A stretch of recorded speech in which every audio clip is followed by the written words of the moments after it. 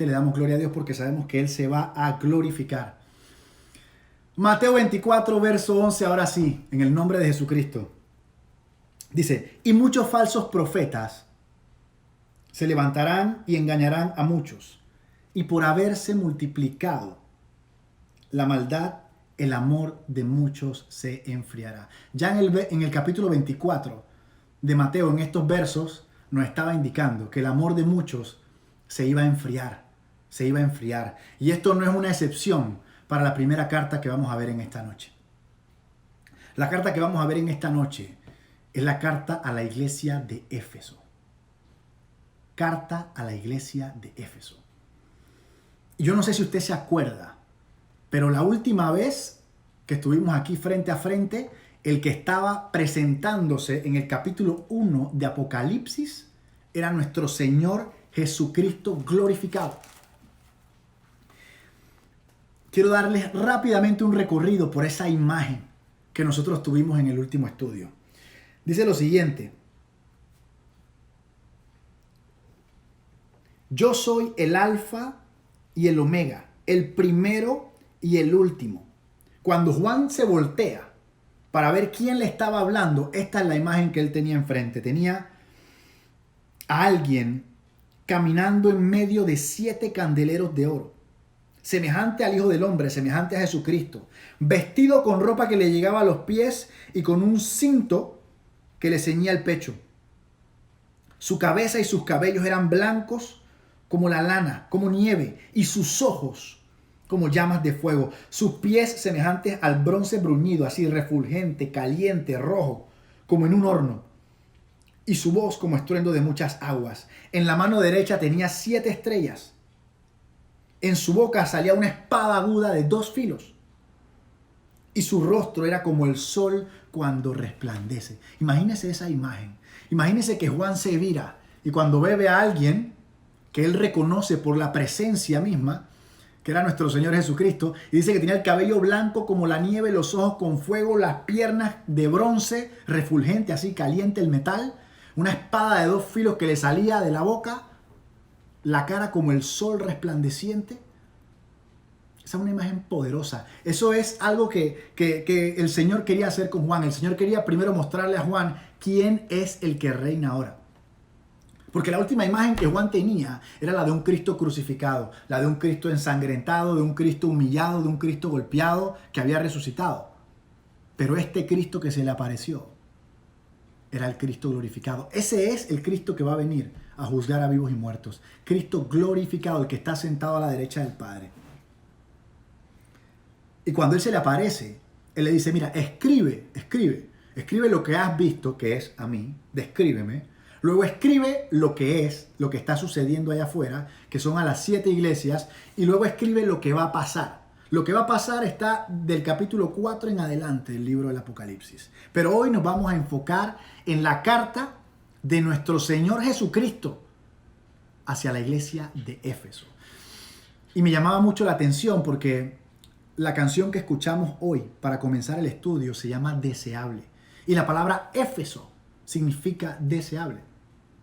Y al final de la canción, Marcos Brunet decía, vuelvan al primer amor, vuelvan al primer amor. Y justo esta carta termina de esa manera. Realmente brutal, la carta de nuestro Señor Jesús a la iglesia de Éfeso. Vamos a leerlo comenzando en el capítulo 2 del libro del Apocalipsis. Dice lo siguiente: escribe al ángel de la iglesia de Éfeso, el que tiene las 7 estrellas en su diestra, el que anda en medio de los 7 candeleros de oro, dice esto. Vamos a parar ahí. Vamos a leer, el día de hoy vamos a estudiar del verso 1 al verso 7 de Apocalipsis 2. Pero vamos a ir viendo poco a poco. Lo primero que dice nuestro Señor Jesucristo es, escribe al ángel. ¿Por qué nuestro Señor Jesucristo dice que le escriban al ángel de la iglesia de Éfeso? Quisiera que tuviéramos conscientes de varias cosas. La primera es que la palabra iglesia que se utiliza en este verso no es la misma iglesia que nosotros conocemos. La palabra iglesia que se utiliza en ese verso es la palabra eclesia, que es la palabra reunión, congregación. Recordemos que en ese tiempo no había iglesias como las que hay ahora. En ese tiempo no habían iglesias como las que hay hoy en día. En ese tiempo estaba comenzando la iglesia primitiva de nuestro Señor Jesucristo. La única referencia que había de una iglesia era una sinagoga judía. Pero sabemos que nuestra iglesia hoy en día no siguen las costumbres de las sinagogas judías. O sea que no podemos considerar que la iglesia que había en esa época era idéntica a una iglesia judía. Lo que se considera es que era una reunión, era un mix, una mezcla entre seguidores de Jesucristo, judíos y ciudadanos de Asia Menor. Un mix, una mezcla de personas. Luego él dice, escríbele al ángel. Yo quiero que tú sepas que la palabra ángelo, se escribe ángelo, representa a la autoridad de una iglesia. En pocas palabras, esta carta estaba dirigida al pastor de esa iglesia. Así que esta carta iba dirigida al pastor de la iglesia de Éfeso. Al pastor de la iglesia de Éfeso en ese momento. Quisiera hablar un poquito de Éfeso, porque Éfeso, para ponernos en contexto, ¿a quién le estaba dirigiendo nuestro Señor Jesucristo esta carta? Bueno, la ciudad de Éfeso, hay que resaltar que era una de las ciudades más importantes de Asia Menor. Es más, cuando se escribió el Apocalipsis, era la ciudad más grande, más importante de Asia Menor. Y vamos a analizar varios aspectos de ella. A nivel espiritual, en esta ciudad estaba el templo de Diana. Diana era considerada la hija de Zeus y hermana de Apolos. Estamos hablando civilización griega, una civilización de pensadores, de filósofos que tenían la imagen del hombre tan alta que humanizaron a sus dioses. Si usted busca los dioses griegos, todos parecen hombres y mujeres. Entonces ellos adoraban e idolatraban durísimo, durísimo a cada uno de estos dioses. Y el templo de Diana era 4 veces el tamaño del Partenón. Eso era un templo enorme. Era un símbolo de la civilización griega. Ahora, en este templo se practicaba la liberación sexual. Habían orgías, había cualquier cantidad de depravación en este templo. Y usted sabe que cuando el Señor no gobierna en un territorio, el que gobierna es el mal. Así que este territorio, esta ciudad, estaba llena de brujos y de hechiceros que vendían muchos amuletos, muchas cosas para que la gente, muchas resguardas, para que la gente se la comprara y anduviera por ahí pensando que está protegida. Ese era el contexto espiritual de Éfeso, sumamente corrompido. Éfeso hoy en día se le llamaba la luz, en esa época se le llamaba la luz de Asia, hoy en día queda en Turquía.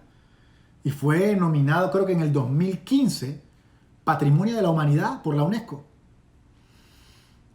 Ya hablamos del contexto espiritual. El contexto económico es que esta ciudad era sumamente rica. Esta ciudad era la entrada del comercio hacia Asia Menor y estaba en la ruta, una ruta importantísima, tenía un puerto importantísimo. Así que los ciudadanos de Éfeso tenían plata y eran unos degenerados a nivel espiritual. Ese es el contexto bajo el cual estaba construida esta ciudad. Usted dirá, ese es un terreno complicado. Ese es un terreno serio, gente con plata y espiritualmente complicada, ¿no? Hay muchas ciudades hoy en día que se pueden parecer a lo que era Éfeso en estos momentos. Pero usted sabe qué es lo más interesante de eso, que a este contexto tan complicado, que a esta ciudad tan violenta, llega Pablito. Llega nuestro amado ex Saulo de Tarso. Llega Pablito en uno de sus viajes misioneros. Acuérdense que él se separó y se fue en sus viajes de misionero y de repente aterriza solito en Éfeso. Pero se tiene que ir.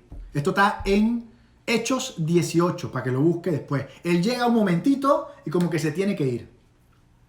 En lo que él se va, llega un señor que se llama Apolos. Apolos era discípulo de Juan el Bautista. Y cuando Apolos llega predicando el evangelio del arrepentimiento, no el de la gracia. Apolos todavía no se había enterado, no había recibido la revelación de nuestro Señor Jesucristo. Él había recibido adoctrinamiento directo de Juan el Bautista. Así que cuando él llega, él lo que conoce es el evangelio del arrepentimiento.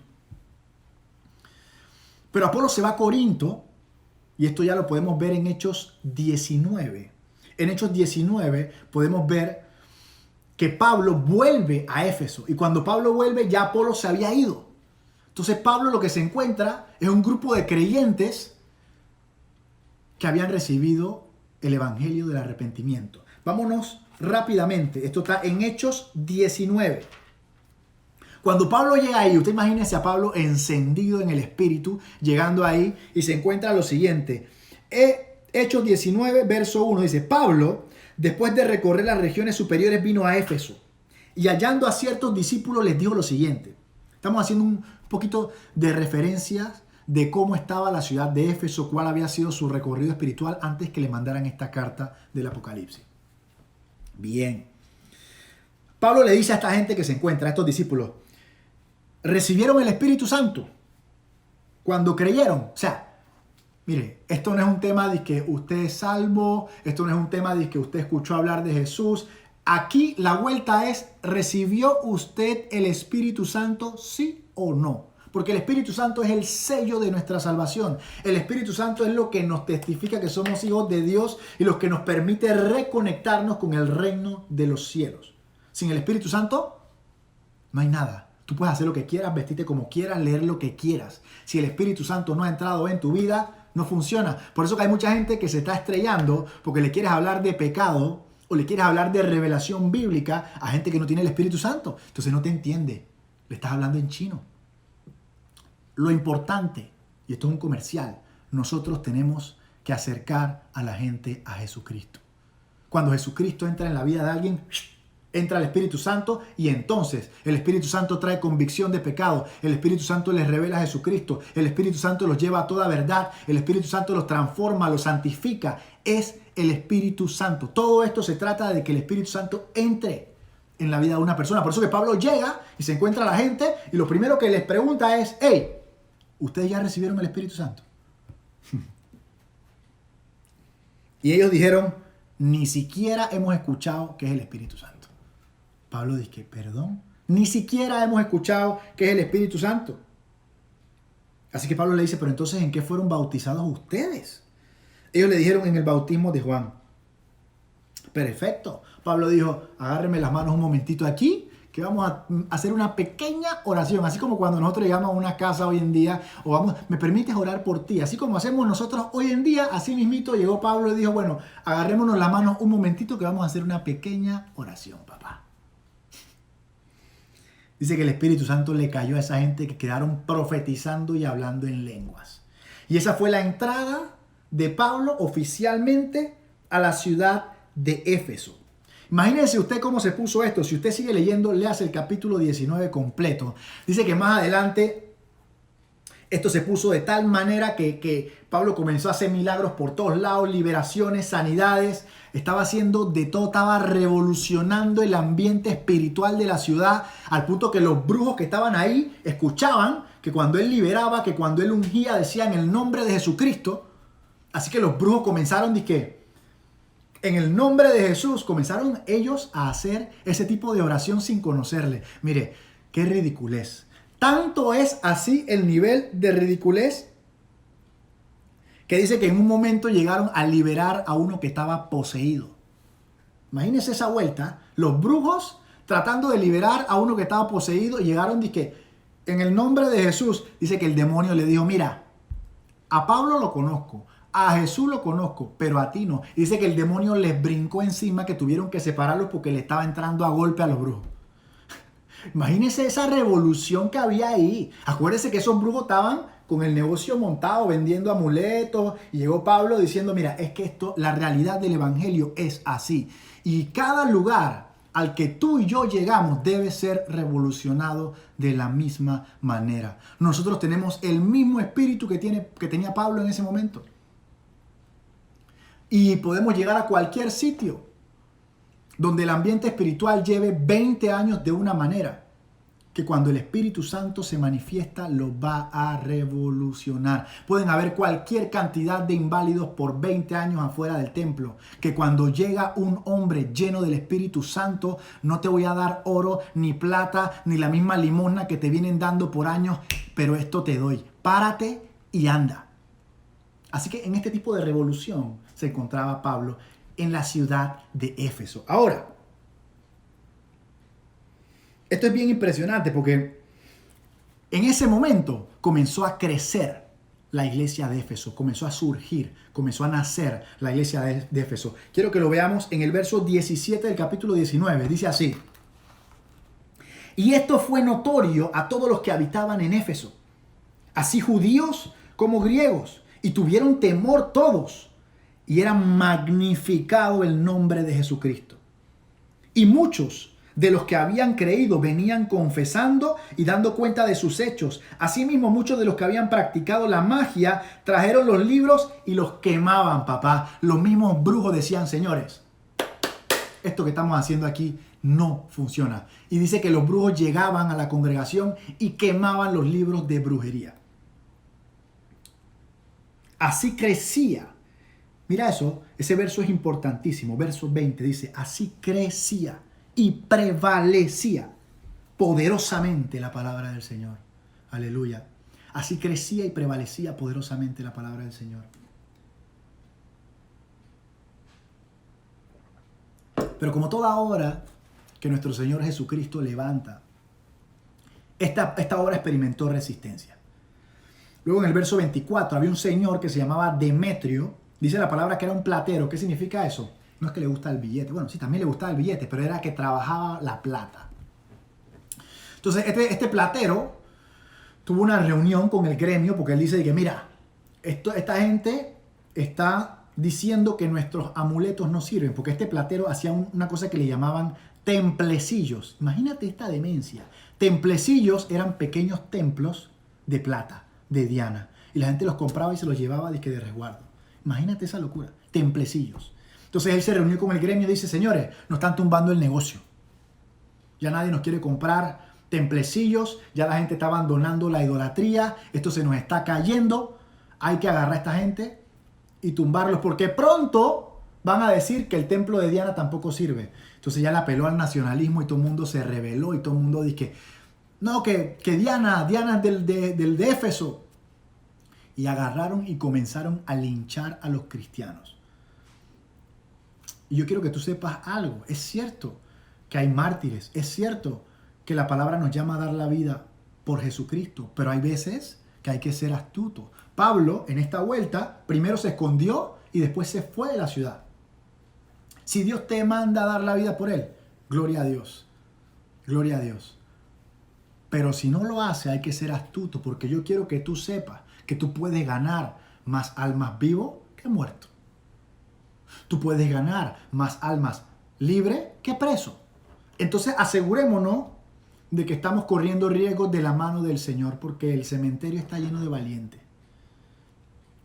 Así que en ese momento Pablo agarró sus maletas y dijo: esto no es conmigo, señores, yo tengo una larga carrera por delante, tengo muchas epístolas, muchas almas que traer al reino, así que voy por fuera. Y se fue de la ciudad y más nunca regresó a Éfeso.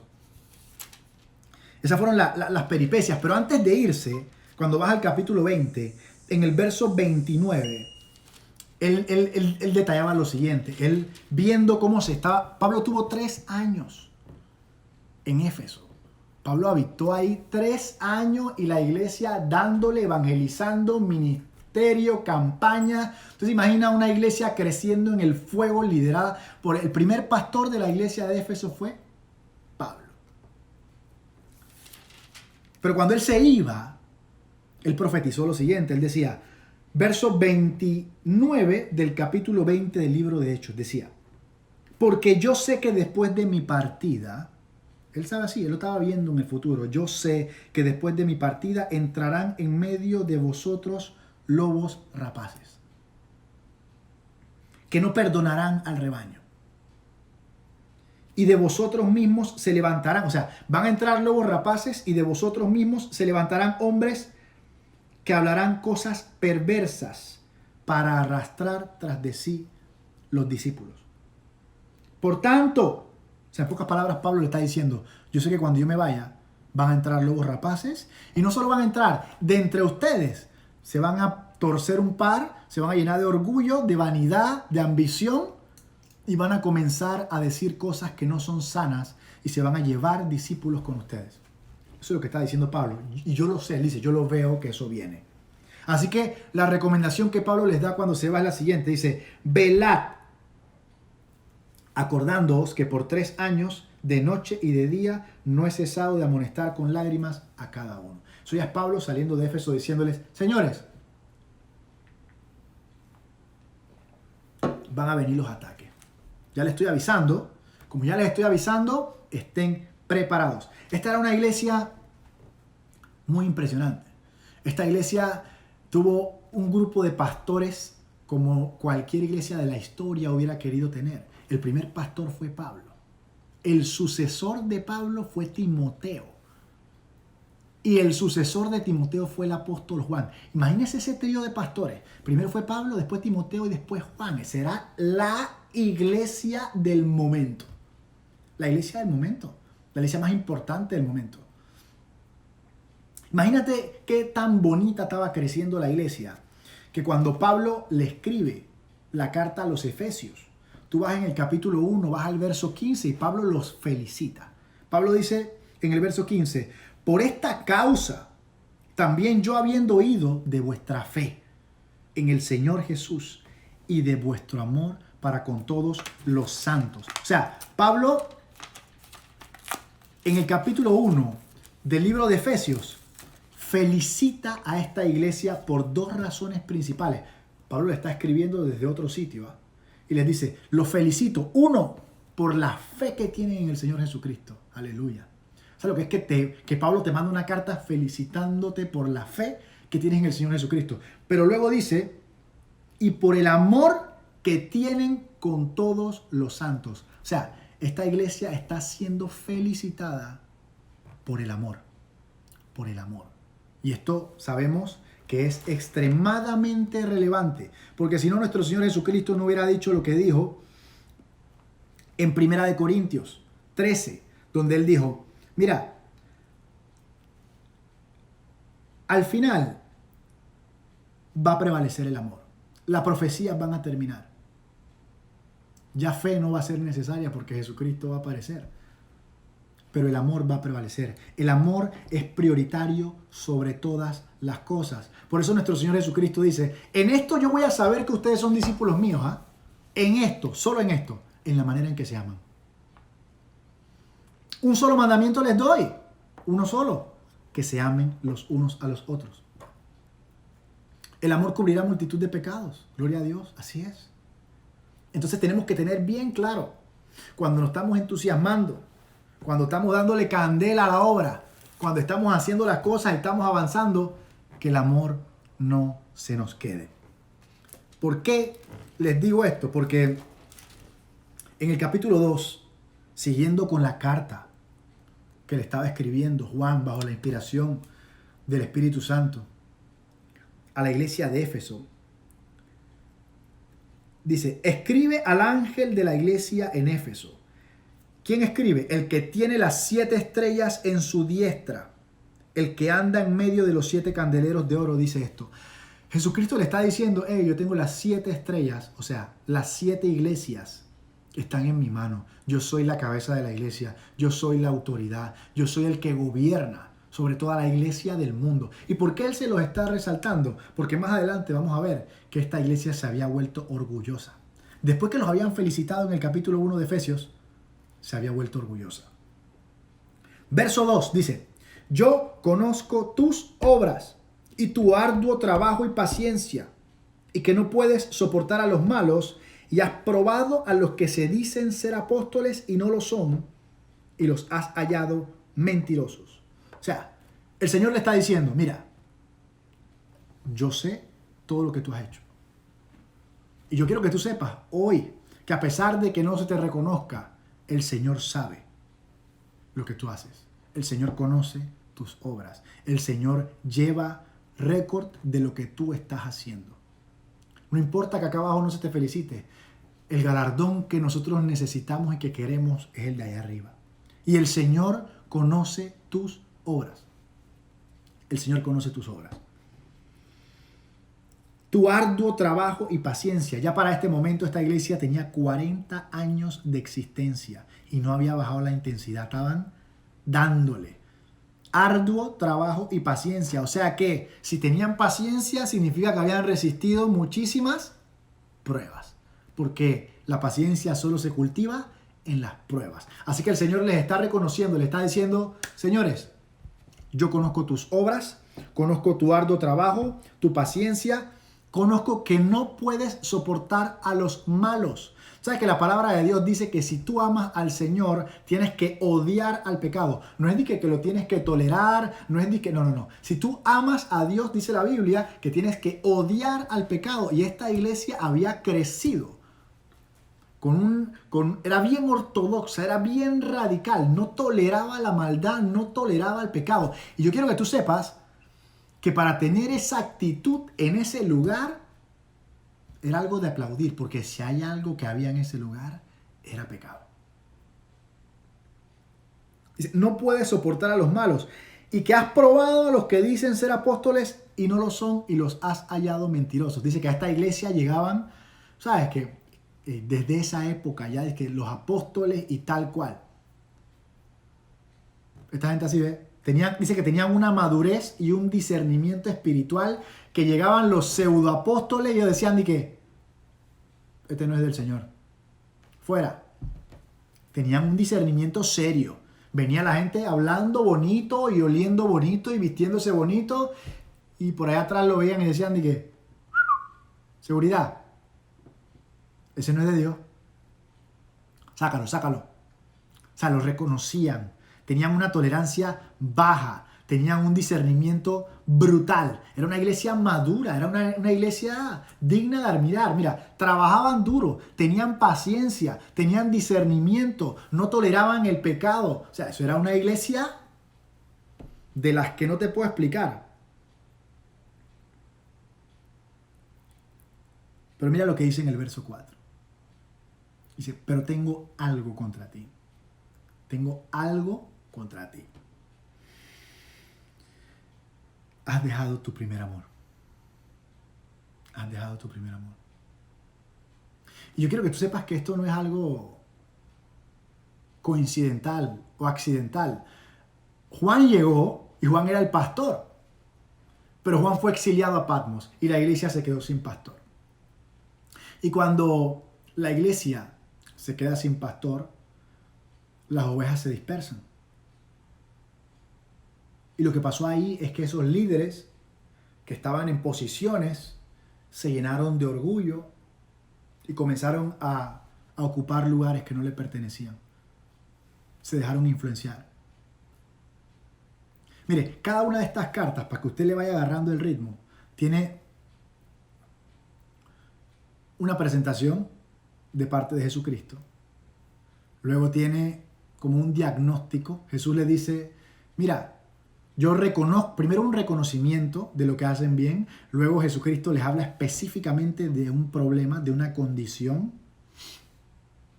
Luego Jesucristo les dice la consecuencia de no cambiar esa condición. Luego les dice cómo cambiarlas y luego les da una promesa. Esa es la estructura. Y usted la va a ver en todas las cartas. Así que Jesucristo les dice, mire señores, yo conozco tus obras. Sé que no toleras a los malos. Sé que tienes un discernimiento brutal. Sé que tienes paciencia. Sé que has trabajado arduamente y que no has desmayado. Pero tengo algo contra ti. Has dejado tu primer amor. Y es bien impresionante porque como vimos en Efesios 1, verso 15, Pablo los estaba felicitando por la manera en que amaban. Y que ahora, un poco de años más tarde, nuestro Señor Jesucristo los estuviera amonestando. Pasaron de la felicitación a la amonestación porque dejaron su primer amor.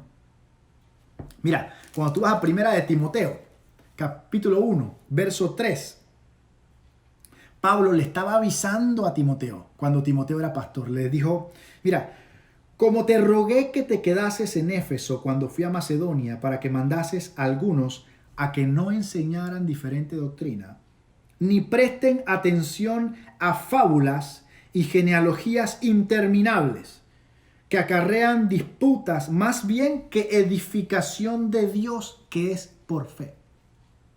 Así te encargo ahora.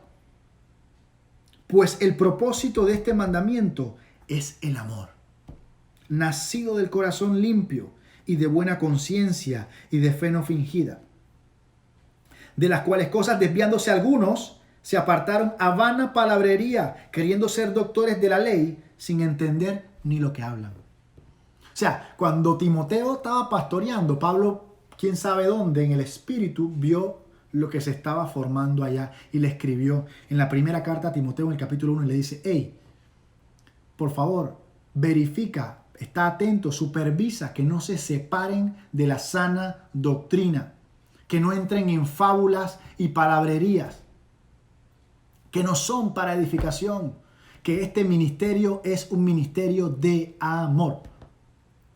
Es lo más importante. Y a pesar de que Pablo mandó los avisos. A pesar de eso, en Apocalipsis estaba el reclamo de nuestro Señor Jesucristo. Dejaste tu primer amor. Verso 4. Esta iglesia pasó de ser una iglesia felicitada, una iglesia gloriosa, a ser. Pasamos de María a ser Marta. Pasamos de estar deleitándonos y amando a nuestro Señor Jesucristo como nunca y a partir de eso hacer todo lo que teníamos que hacer, a hacer cosas. Y ese es un peligro muy grande que a veces cometemos.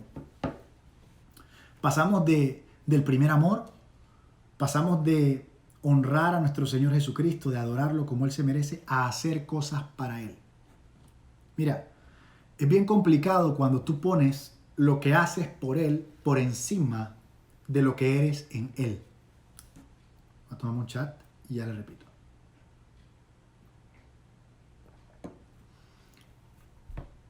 Pones por encima las cosas que tú haces para Él frente a lo que tú eres para Él. Jesucristo no murió para que tú trabajaras para Él. No, porque si no en la eternidad siguiéramos trabajando. Jesucristo murió para que nosotros tuviéramos una relación personal con Él. Jesucristo murió. Y mira que en esa escena de Marta y María, Él lo dice bien claro. Está Marta dándole a los cuchillos y a los platos y está María sentada a sus pies. Porque no hay mejor lugar que estar a sus pies. ¿Y qué dice Jesucristo de María? Que escogió la mejor parte. La mejor parte no es lo que tú haces por Él. La mejor parte es el tiempo que tú pasas con Él. Claro.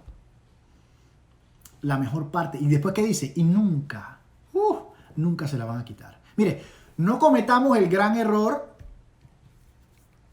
que cometieron los padres de nuestro Señor Jesucristo, que salieron del templo y dejaron a Jesús en el templo. A veces podemos trabajar y cuando salimos del templo dejamos a Jesucristo en el templo. Él está con nosotros. Él ansía estar con nosotros. O sea, Él entendió que es tan importante y tan maravilloso vivir con nosotros que dio su vida sin pensarlo para que esto fuera posible. Antes de conocerlo a Él, yo creía que sabía lo que Él significaba el amor. Antes de conocerlo a Él, yo creía que yo entendía y que conocía el amor, pero la realidad es que el amor es mucho mejor, que su amor es muchísimo mejor. Que su amor es lo mejor que hay, lo más grande, lo más importante, lo más satisfactorio. Es el amor que Él tiene por nosotros. Así que esta iglesia, mire lo gloriosa, porque Él, o sea, esta carta, ¿qué te quiere decir? Mira, no importa qué tan glorioso eres, porque si llegas a ser más glorioso que lo que era la iglesia de Éfeso, bueno, apaga y vámonos. Pero Él te puso este umbral, esta referencia para que tú sepas que no importa No importa que estés trabajando duro, que tengas discernimiento, que no toleres la maldad, que tengas paciencia. No importan las obras si dejas atrás al primer amor. Y aquí viene la receta. Mira lo que dice él. 3 pasos importantes para poder volver al primer amor. Lo primero que dice es, verso 5, recuerda. Recuerda. Recuerda, por tanto, de dónde has caído. ¿Te acuerdas que te dije que los habían felicitado y ahora los estaban reprendiendo? O sea, que él se cayó de una posición. El primer amor es la posición más alta. Y a veces tú escuchas gente de que sí, que eso se pierde, que eso nada más es al principio. No, señor, eso no es bíblico, porque aquí la palabra de Dios te está diciendo que hay que recuperarlo. Así que cualquiera que te venga con ese cuento que no, que eso se perdió, que no te preocupes, que esa es la emoción del principio, fuera. Hay que recuperarlo. Y lo primero que hay que hacer es, recuerda, acuérdate de cuando el hijo pródigo estaba en el charco de lodo con los cerdos. ¿Qué hizo? Él recordó cómo era la vida en la casa del Padre. Lo primero que hay que hacer es recordar. Así que, si tú dejaste ese primer amor, mira, cuanto antes, para ayer hay que volver. Y lo primero que hay que hacer es recordar. Recuerda esos momentos cuando la salvación se volvió una realidad en tu vida, cuando vivías para Él, cuando todo lo que pensabas era Él, todo lo que querías escuchar, cuando botaste toda la música, cuando te compraste los suéteres, pusiste el sticker en el carro, a todo el mundo le querías hablar de Él, estabas enamorado. Así cuando alguien está enamorado que solo sabe hablar con ella, que solo sabe hablar de ella, que solo piensa en ella, está todo el día así y ella. Bueno, así mismo, el primer amor. Recuerda, dice. Por tanto, ¿de dónde has caído? Y ya que lo recordaste, ya que entiendes que te caíste, arrepiéntete. Tú sabes que venía por ahí. Arrepiéntete. Y arrepiéntete no es siéntete mal. Arrepiéntete no es ponte a llorar. Es parte de, puedes hacerlo si quieres.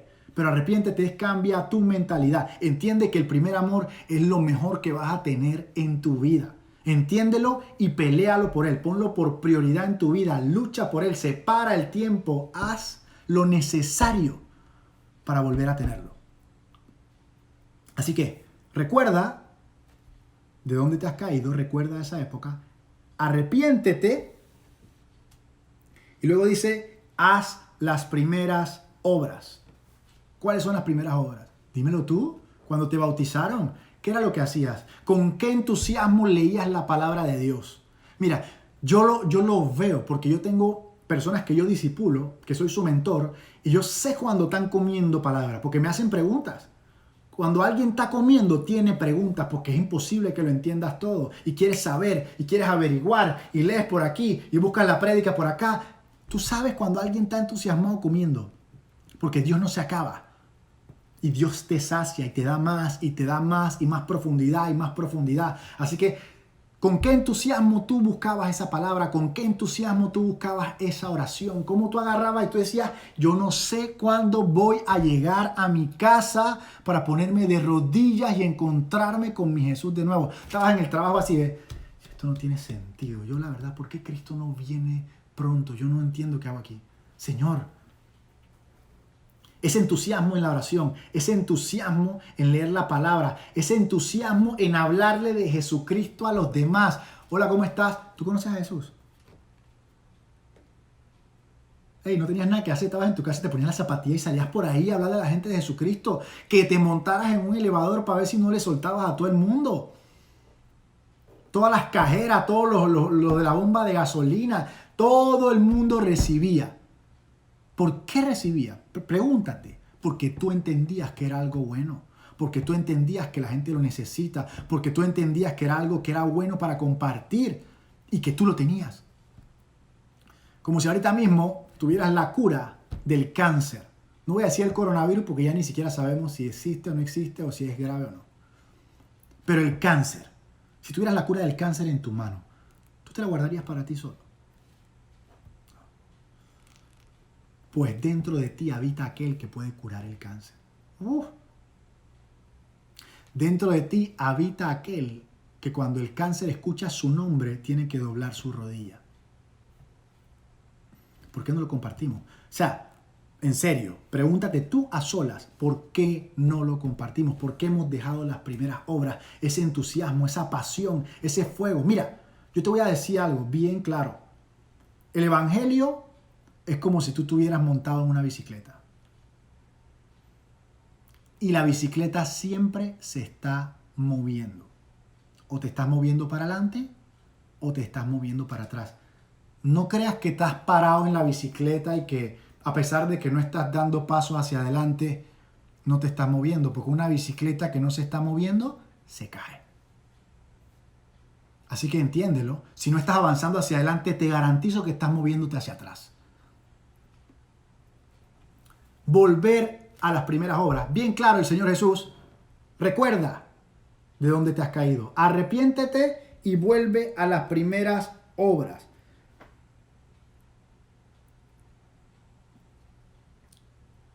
Si no lo haces, dice, si no lo haces, yo quitaré el candelero de tu lugar. Si no te hubieras arrepentido. Si no te arrepientes, yo quitaré el candelero de tu lugar. Dice, chao. Chao, iglesia. Chao. Si no lo haces, yo quitaré el candelero de tu iglesia. Este verso a mí me llama mucho la atención porque pareciera que estuviera colado ahí. Pero ningún verso está colado. Dice el verso 6. Pero tienes esto, que aborreces las obras de los nicolaitas. Los nicolaitas eran como cristianos, no, eran pseudo creyentes que querían meter prácticas del mundo adentro de la iglesia. Perversión. Acuérdate que en esa época estaba el templo de Diana, perversión sexual, toda la depravación, todas esas cosas. Así que estos nicolaitas querían meter esas prácticas, infiltrarlas así adentro de la iglesia poquito a poquito. Y Jesús lo que le está diciendo es, mira, yo reconozco que tú aborreces a los nicolaitas, yo también.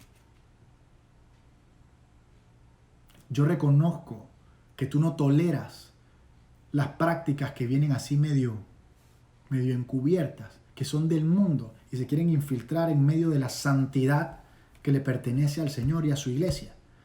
Yo las aborrezco. Y yo creo que nosotros también tenemos que tomar en cuenta eso.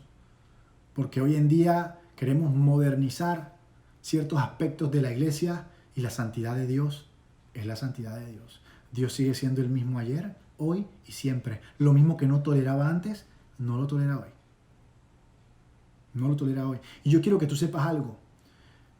La manera de atraer almas no es suavizando el evangelio. No, señor. La manera de atraer almas es a través del amor. El evangelio es suficiente.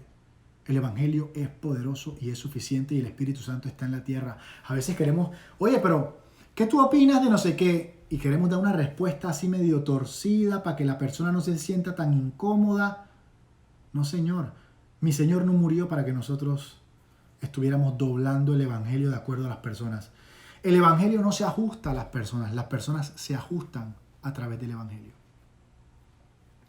Así que, para finalizar, dice esto: el que tiene oídos, que oiga lo que el Espíritu le dice a la iglesia.